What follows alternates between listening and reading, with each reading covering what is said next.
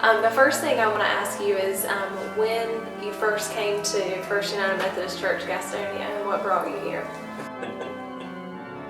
My mother brought me here right after I was born.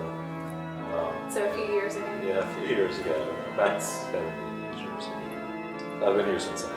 And I wonder if you could talk about for a minute the most, or growing up maybe, or even now, the most generous person that you know, and what impact maybe watching their generosity or watching how they live, how maybe that impacted your life. I think of Dee Gunner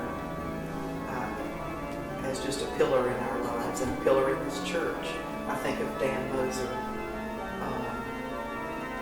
They just, both of them, Dee Gunner and Dan Moser, just gave their lives, have given their lives to this church. But it's not just the money, it is that they have served and served in this church for so many years, Dan right up until his death. Dee was my Sunday school teacher when I was in junior high. Also our parents, both of us had wonderful parents, and they were such givers to this church. And again, not so much with money, but with time and service. I remember my mama saying, you write the check to the church first. That's the first thing you do. You don't pay out of your leftovers, you give to the church first. And that has just stuck with me all my life, that you give of your first fruits. Now to take the focus onto the you, will you grow? Does that spark anything, or make you think about anything in particular?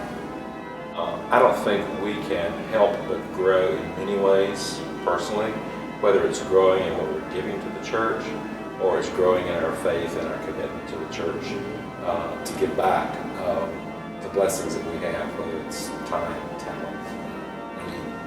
When you hear the word grow, do you feel like the church is really moving into a new direction, or do you feel that we're really growing in a way that is exciting and includes a lot of new energy and that sort of thing?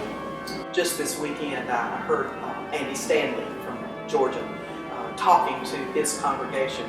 First of all, he spoke to the 45 and overs first, and he said, y'all got to stop it. You are scaring this next generation. You're telling them with all this election stuff how bad the world is, and we're all just going to heck in a handbasket. And that's not true. It doesn't matter who gets elected president of this United States.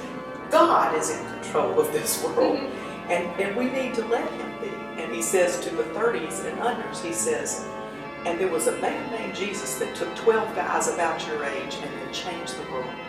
And I'm really feeling that we are on the verge of changing the world in First United Methodist Church, Gastonia. I really do. I just see all that's happening here and the growth that's happening. It is growing. Oh my goodness. It's the most growth I've seen in this church probably since we've been. How important, when we talk about the process of giving for you and your family, how important is prayer in the giving process?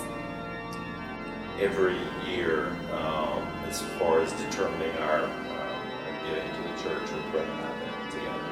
How does, this is more of an emotional question, but how, when you, and you both are so involved in so many different ways in the church, and you give so much, everyone sees of your time and your talents, and you're so involved, how does that giving make you feel? Well, for me, and I think for us, it's the rewards there that give. One of my really emotional examples is playing the organ. And I've had so many people in a bragging way to say, you really helped me worship today. There's just no way to describe how, or describe the meaning of feeling like you helped someone